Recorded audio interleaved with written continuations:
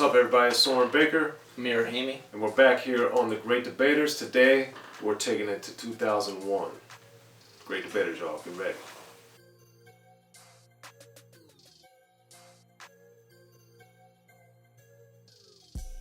Alright, Amir. So, we're back here on The Great Debaters, and today, we're going through Dr. Dre's 2001 album, and we're going to pick out, in our opinion, what's the best single from the project. And we're sticking to the best singles that had videos, because there may or may not be other songs that you know or believe to be singles, but we're going to stick with the three. Still D.R.E.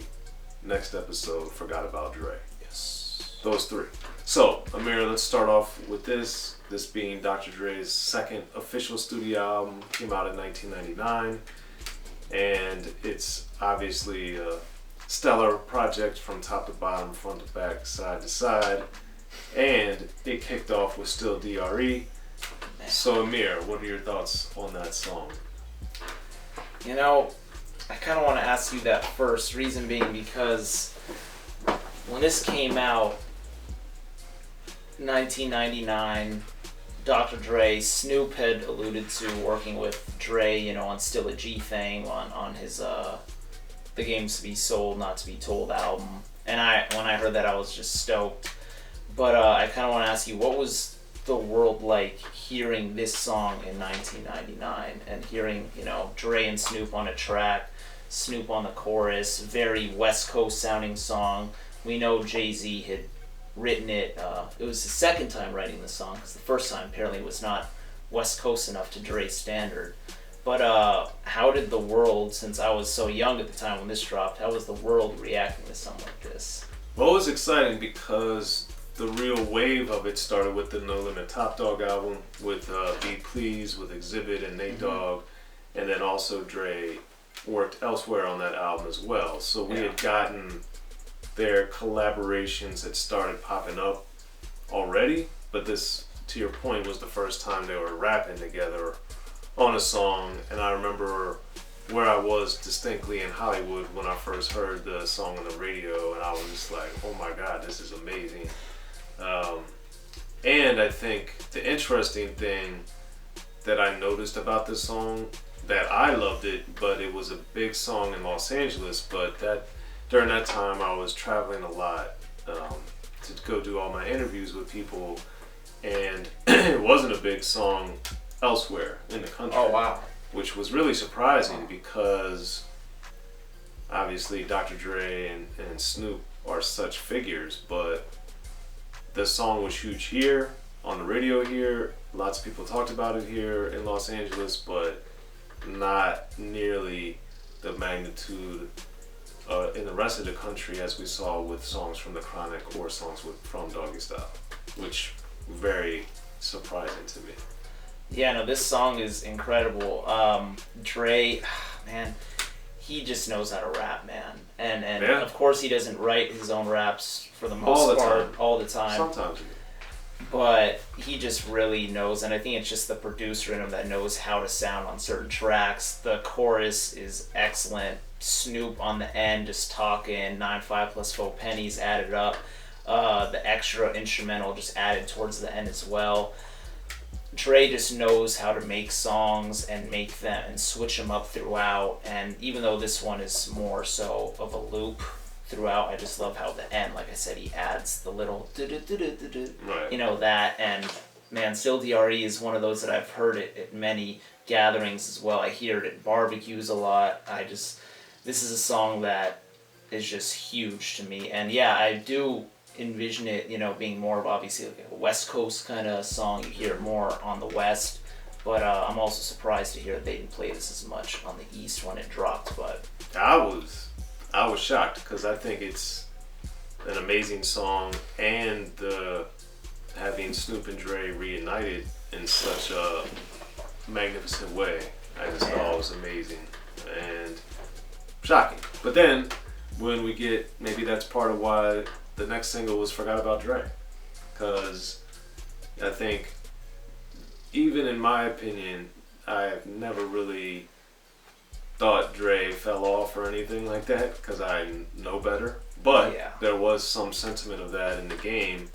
And then when the Forgot About Dre song came and he addressed it, and I just thought that, again, you know, you're basically looking at a lot of flawless material right here. He addressed it in a very aggressive, rapid fire flow manner, which Eminem had helped write this song, and you can kind of tell with how fast M's going, and you can see that kind of dictates how fast Dre goes on the song.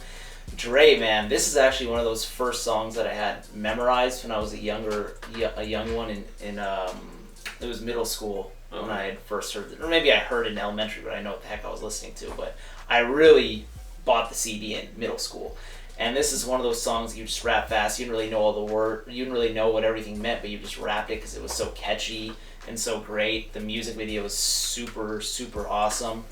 But Dre talking about, you know, he's going to introduce you to all the oldies and Ice Cubes and D.O.Cs, you know, one of the big quotables of the song, and then saying, you know, people forgot about him and Firm flopped and he went pop, and I just think it's very important that he's talking about this. And which I always think is hilarious too, because the Firm did go platinum, by the way, for those that don't know. That's still 1 million albums sold, which is astonishing when you think that most people aspire to be platinum, but for someone like Dre, that even to him maybe that's considered a flop. It's just astounding. And that is very funny because exactly as Soren's point, it still sold well whether you reviewed it as a 5 mic album or not. Eminem, man, I wanna talk about, well, obviously that chorus is amazing, right? But one of my favorite lines, it's so random, but I just have to talk about it, is when he says he's still loco enough to choke you to death with a Charleston Chew. First off, I didn't know what a Charleston Chew was. I had to Google what that was, and when I saw what it was, like this chocolate candy, I'm like, Eminem was so wild. Right. He can really just go off and talk about the most random things and kind of go on little tangents and make it flow well and still beat you on your own kind of song a lot of the times. But Eminem, man, he's just so funny, and I love how he adds a chicka chicka Slim Shady.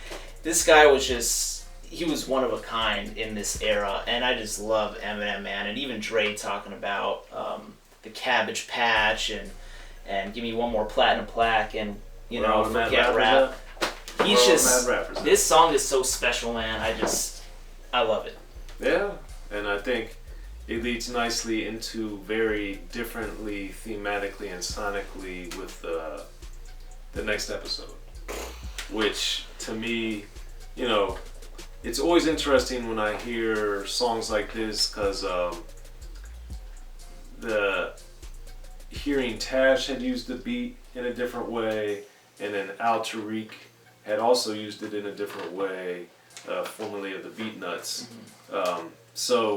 But then when I heard the Dre version, that's when you understand why what Dre does is different from what everybody else does. Because he took the same sample or the same loop, did it differently, and constructed the song as he does brilliantly in almost every single way and every single thing of his that comes out. It's just a totally different stratosphere of it. So with the next episode, that was, to me, a reincarnation of what we were hearing on the Chronic and Doggy Style, but with losing the G-Funk element that we got from the Above the Laws, the Dr. Dre's, the Snoops, and of course the Warren G's. This was a different sound, a different feel, in my opinion, and I thought it was phenomenal. You know, I'm very happy you brought that up about Dre and his production, how it varies from other producers and how he can make something just so big even with the same ingredient or main ingredient. Wow, this song, I've heard this song so many times in just random areas just to get people hype. This song also, I just love how, so the main features are, you know, it's, you know, Dre, it's Snoop, it's Nate. But then you hear quick cameos from Corrupt on the chorus. You hear even when D.O.C. says D.O.C. sipping yak, and you hear Doc go, yeah. And I caught that like probably after like my 40th listen or some crazy listen to it. I was like, that's D.O.C., isn't it? You know, just these little elements that Dre just sprinkles in there are very special, and you won't catch them on your first, second, third, fourth, fifth listen, but you'll catch them down the line, or maybe never at all, but they're there. Dre is just so good, and I love, obviously we all love the Nate Dogg part. When you think the song's over, Nate Dogg comes in, and his last sentence is one of the biggest quoted lyrics in rap history, or phrases I should say, and it's so special. And one thing that I thought was very funny about this song and Forgot About Dre is that for the Grammys, Dre and Snoop were nominated to win Best Performance from a Rap Duo, but for next episode, but then they lost to Eminem and Dr. Dre for Forgot About Dre. So it's like, it's a win-win situation where this album was just so packed with such great material, great features, great collaborations, and next episode is a big example of that. And one thing that I want to know is, when are we going to hear a song with that with the music video version? That last 20 seconds we hear in the music video of that amazing beat. Yeah. It's in the Dr. Dre vaults, which are massive and phenomenal. From the little bit of those that I've heard over the couple of years, or over the many years that I've gone to the studio with Dre a few times and heard a lot of this stuff being created, or just he was playing it for me. It's astonishing. I'm jealous.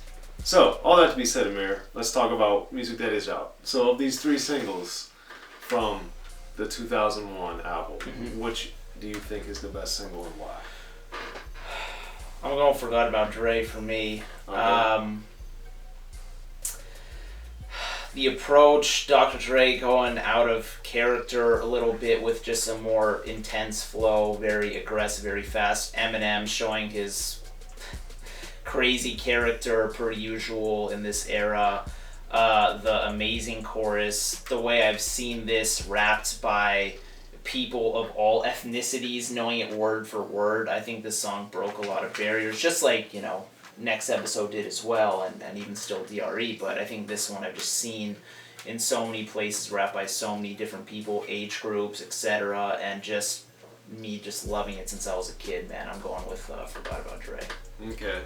For me, I'm going to go with the next episode because, one, I love the production on that song probably the most of the 3 songs.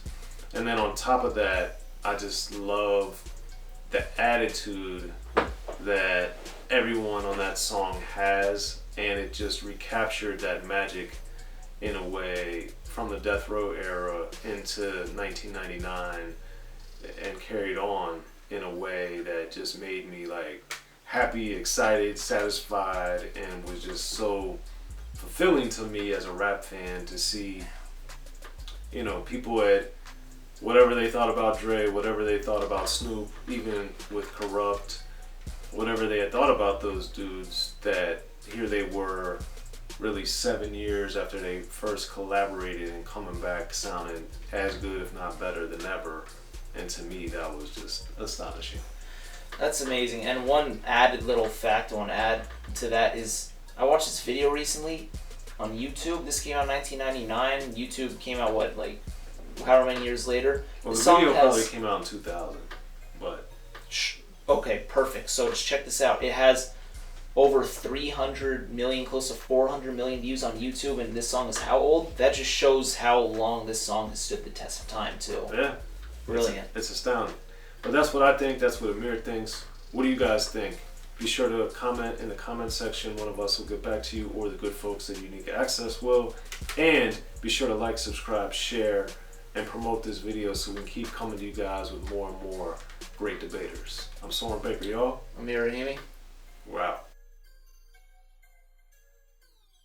Be sure to check out the history of gangster rap by Soren Baker. He's official. History of Gangster Rap features exclusive interviews with Ice-T, Snoop Dogg, MC Ren, the D.O.C, and dozens of others. The History of Gangster Rap, a definitive look at how Los Angeles changed rap forever. In Los Angeles, the streets definitely set the tone of the hip-hop music. At 19, I got a $50,000 car. My whole angle always was, I'll be street, but I will always tell you the horrors that go along with this life. There will be penalties and casualties for just wearing the wrong color in somebody's neighborhood. And once gangster rap made it from the streets to the TV, the genre exploded. With Fab 5 on Young TV Back with NWA. Yo MTV, it just catapulted us from being local heroes to national gangbang rappers. The history of gangster rap discusses it all from 1980 up till today. It's always gonna be shit happening in the streets. You know what I mean? So it's always gonna be something to talk about. The history of gangster rap in stores now.